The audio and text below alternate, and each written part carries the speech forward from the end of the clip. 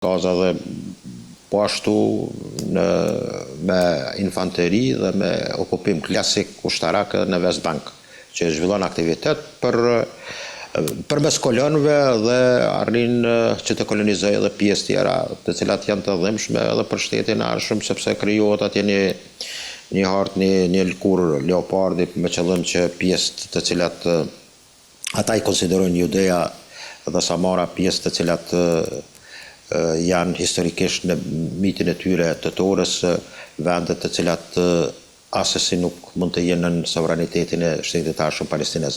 Por të jem shumë i shkurt, do të tri prokse që nga Houthi në Yemen, Hezbollahu dhe policia, po ashtu Hatab Hezbollah në Irak, a policia shiite në Irak, janë prokse të cilat i aktivizon Iranin në momentet kur ai dëshiron dhe i shef të arsyeshme për të aktivizuar. Në fakt ajo është ngelet dilema po disi e çuditshme pavarësisht këtyre deklaratave që janë bërë. Pse tashmë Mojtaba Khamenei vazhdon të mos shfaqet publikisht, pra mendoni se ka një pasiguri të brendshme në regjimin iranian? Në thot drejtën, ai që ka gjithë frejt në duar është Ahmad Vahid, shefi i Gardës Revolucionare Islamike, në cilë mund të thëmë është personi kyç që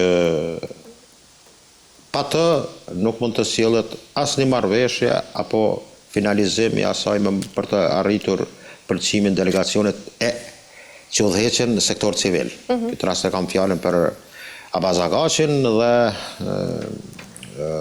kryetarin e parlamentit Kalibafin.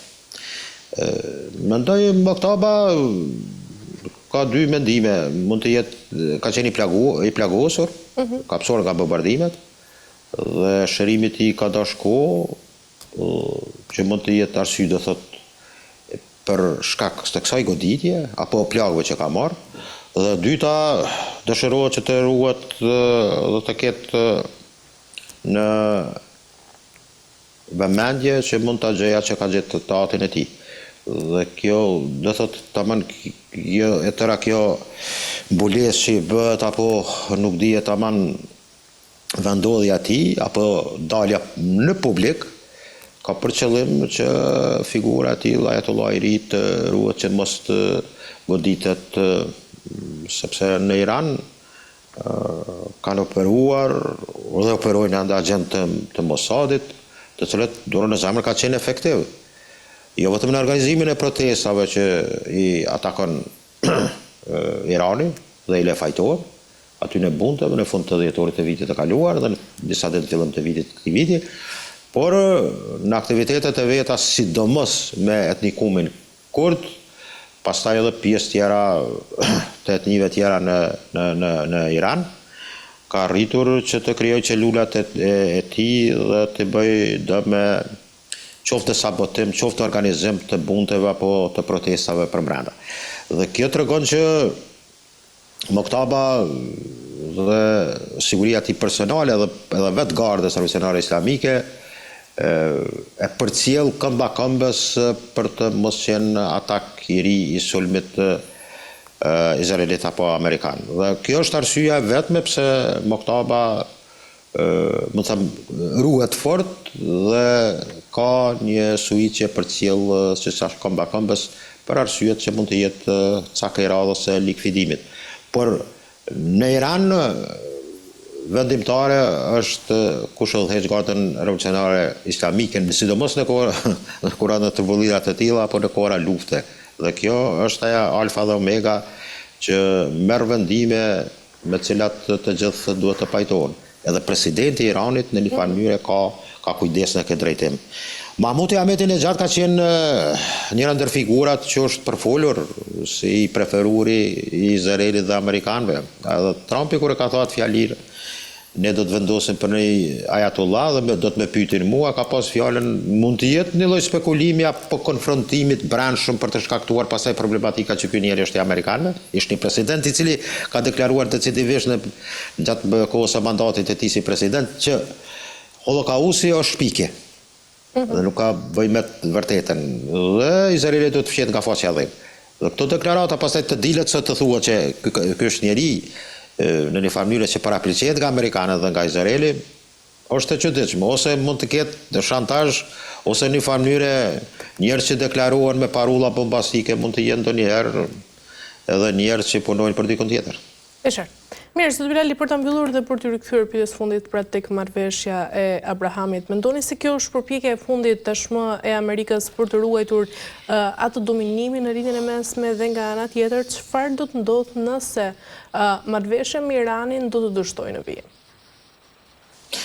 Para mendoj që do kemë një rikonfigurim të ri në lindjet e mesme, kjo do ndodhë këtë vit, apo në shumë shpejt në vitet e ardhshme,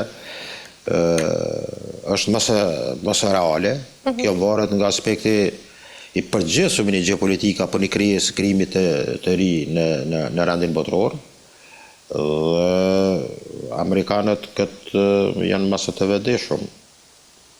Ju përmendi këtë nga se të reku vërejtjen mi fol një 30 sekonda, State Departamenti ka dërguar një raport Kongresit ku politika dhe qasja amerikane të i Ballkanit perëndimor mund të ndryshoj dhe nuk menaxhohet dhe nuk ndihmohen më shtete, por siguria dhe parteniteti i dobishëm që mund të jetë i dobishëm për ta. Do të thotë kemi një ndryshim në vizionin dhe në politikën e jashtme amerikane. Dhe kjo mendoj që edhe në lindja mesme që është një periudhë bukur e gjatë që asgjë nuk ka lëvizur pa aminin e Amerikanëve. Dhe kjo mendoj që tash e morën me qenë se njëra ndër pikat e bisedimeve është edhe kjo. Tërheqja trupave amerikane, bazave amerikane nga lindja mesme, sidomos nga vendet e xhirit. Por marrëveshja Abraham lidhet komplet me të armën dhe atë sa Amerikanët do jenë të pranishëm në lidhje të afër. Por kjo tëra bëhet që Izraeli të ndjej një rahati sipas vizionit amerikan. Por rahatia e Izraelit mund të arrihet vetëm me solucionin e dy shteteve, sepse problemet nuk do ndalen. Ne në lindjet e mesme mund të kemi në këtë rast një armpushim ta quaj kështu për kohë të gjatë, apo një marrëveshje, me qenë se marrëveshje të keqe nuk ka, mund të ketë pika shumë të dobta, po më mirë është të ketë paqe sa luftë, por në lindjet e mesme mund të ketë ndërprerje të luftës. Por betejë në lindje e mesme nuk do ndalet, mund të them, edhe për një kohë të gjatë, pa arritur një koekzistencë të përbashkët, mendoj, edhe në raportet arabo-izraelite, por komplet të paqja e cila sigurohet vetëm me krijimin e balancave. Në këtë rast, Turqi, Iran edhe Izrael. Por Izraeli dëshiron që të krijojë primat dhe të jetë, mund të them, një dy shkallë më larg në aspektin e kapacitete ushtarake, por edhe të partnerit të cilit mund të jetë proksi tyre në këtë rast. Mendoj që Izraeli në të ardhmen do të punojë shumë me Kinën. Me Kinën do punojë shumë Izraeli, sepse me Rusë të ka një korrespondencë, por Rusë nuk do jenë fuqia kryesore ardhshme e botës, ndoshta për fatin tonë edhe për fatin tonë është e mirë, por kinezët më duket që do jenë streja ardhshme që Izraeli do ketë kujdes dhe do jetë nga rendje për të krijuar një raport të mirë. Qartë. Mirë, zoti Bilali, kemi arritur në fund, ju falenderoj për çdo informacion. Ishte kënaqësi. Kënaqësi edhe nga ana ime, kaleni mirë.